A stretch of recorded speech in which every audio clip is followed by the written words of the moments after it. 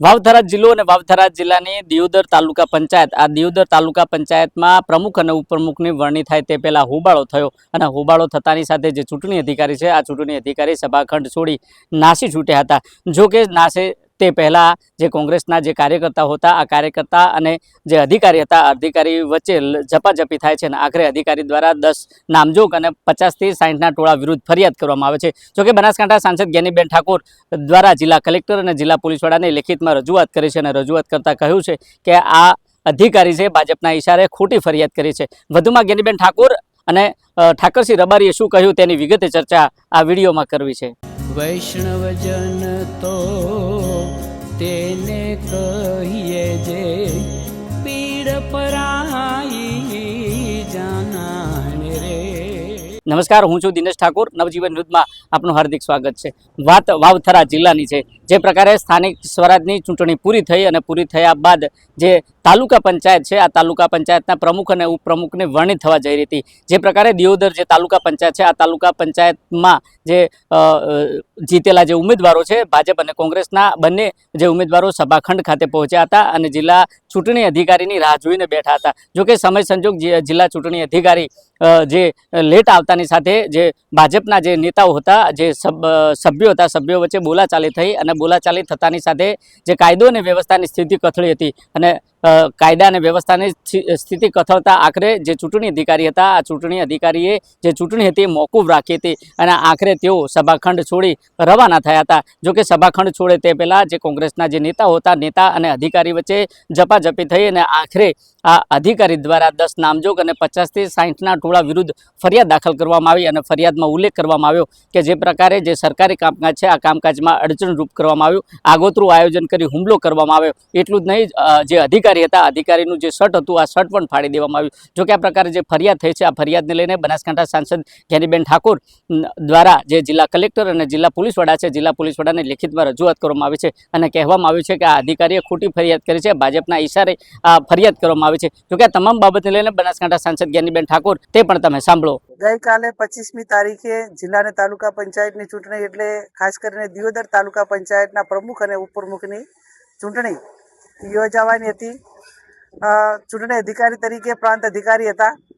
10 ભારતીય જનતા પાર્ટીના સભ્યો છે અને 12 કોંગ્રેસના છે। કોઈ પણ કારણ વગર એમણે ચૂંટણી મુલતવી રાખી। કાયદો અને વ્યવસ્થા બરોબર જળવાતું નથી એ બહાના હેઠળ કરીને એમણે ચૂંટણી મુલતવી રાખી।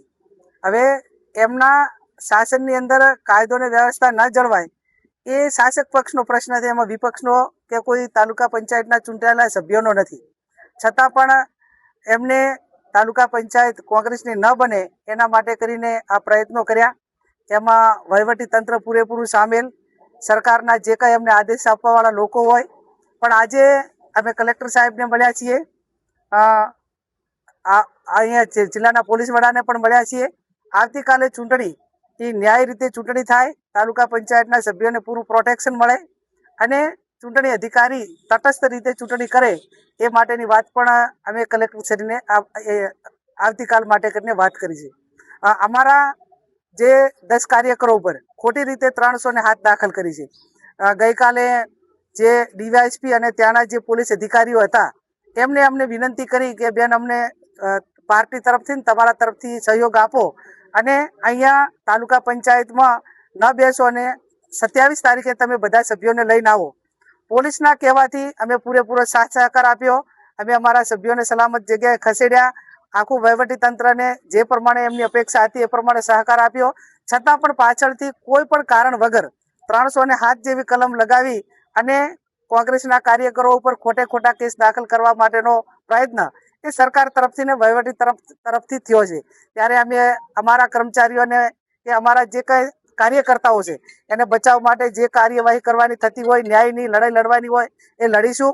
પણ પોલીસનું અને પાર્ટીના આગેવાનોનું કે ચૂંટાયેલા પદાધિકારીઓનું સંકલન કર્યા પછી જે વાત હોય એમાં તટસ્થતા રહે એવી અમે અપેક્ષા હાલની તારીખમાં એસપી સાહેબને વાત કરીને અમે કરી છે। આવનાર સમયની અંદર ગમે એ સરકાર ગમે એટલા આ રીતે હેરાન કરીને તાલુકા પંચાયત તોડવા માટેનું કે કોંગ્રેસના કાર્યકરોને હેરાન કરવાનો પ્રયત્ન કરે તો એ વ્યાજબી નથી. અમે અમારા કાર્યકરોને બચાવવા માટે જે રીતે ન્યાયની લડાઈ લડવી પડે તો લડીશું, અને ન્યાયની લડાઈ લડવાની સાથે સાથે એ નહીં સમજે તો પછી એમને ગઈકાલની તે ઘટના ઉપરથી બધા અધિકારીઓએ શીખ લેવાની જરૂર છે કે હવે પરાકાષ્ઠા એ લોકોનો ગુસ્સો છે.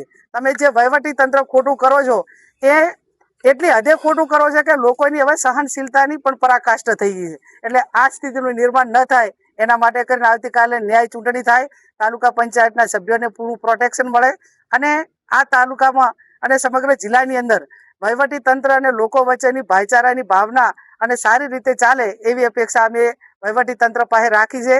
એમાં જે સહયોગ આપવાનો થતો હોય અમે આપીશું, પણ કોઈ પણ જબરાઈપૂર્વક હેરાન કરવાનો પ્રયત્ન કરશે તો અમે પણ અમારા કાર્યકર્તાઓ માટે જે કંઈ કરવાનું થતું હશે કરશું.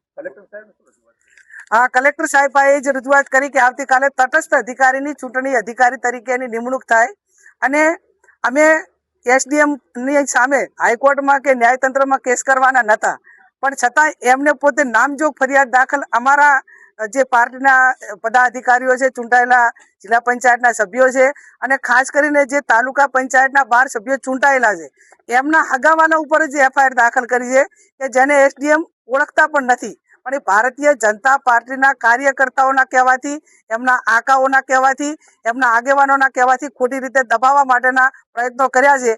એટલે એ વાત હું માનું ત્યાં સુધી એ ન્યાયતંત્રની લડાઈ તો લડશું, પણ પોલીસે પણ હું માનું ત્યાં સુધી સરકારના દબાણમાં આવી અને ખોટી 307 ઘણી વખત અમે 307 દાખલ કરવા માટે માણસ પથારી વસ હોય તો પણ પોલીસ દાખલ નથી કરતી, અને કોઈ ખાલી એક ઝપાઝપીમાં એ પણ કોઈ કારણ વગરમાં, અને એમાં 307-10 માટે દાખલ થાય તો એ પોલીસે પણ હું માનું ત્યાં સુધી તટસ્થતાથી કામ નથી કર્યું એવું અમને લાગે છે. આ બાબતમાં હાઈકોર્ટમાં દાખલ કરવું પડે તો કરશું, એસડીએમના વિરુદ્ધમાં જે કંઈ કરવું પડે એ કરશું અને ન્યાયની લડાઈ અમે લડીશું. કે આ જે લોકશાહીનું જે છે આ પર્વમાં ભાજપના ઇશારે આ અધિકારીઓ હનન કરી રહ્યા છે અને આ અધિકારીઓ દ્વારા કોંગ્રેસના નેતાઓ પર ખોટી ફરિયાદ કરી તેને દબાવવાનો પ્રયાસ કરવામાં આવ્યો. ત્યારે બીજી બાજુ બનાસકાંઠા સાંસદ જગનીબેન ઠાકોર છે, તેમના દ્વારા જિલ્લા કલેક્ટર અને જિલ્લા પોલીસ વડાને આવેદનપત્ર અને લેખિત રજૂઆત કરવામાં આવી અને કહેવામાં આવ્યું કે આ જે ખોટી ફરિયાદ કરવામાં આવી છે અને આ ખોટી જે ફરિયાદ છે એ ભાજપના ઇશારે કરવામાં આવી છે. ત્યારે બીજી બાજુ જે હકીકતમાં જે બનાવ છે, બનાવની જગ્યા પર કોઈ પણ પ્રકારની જે મારઝૂડ થઈ નથી, હુમલો કરવામાં આવ્યો નથી, કોઈ નુકસાન થયું નથી. ત્યારે આ અધિકારી દ્વારા ખોટી ફરિયાદ કરવામાં આવે છે. જોઈએ આવનાર સમયમાં આ તાલુકા પંચાયતની ચૂંટણીને લઈને જિલ્લા કલેક્ટર અને જિલ્લા પોલીસ વડા દ્વારા કેવી આ અધિકારી ઉપર કાર્યવાહી કરવામાં આવશે તે તો આવનારો સમય બતાવશે. દિનેશ ઠાકોર, નવજીવન ન્યૂઝ, વાવ, થરાદ.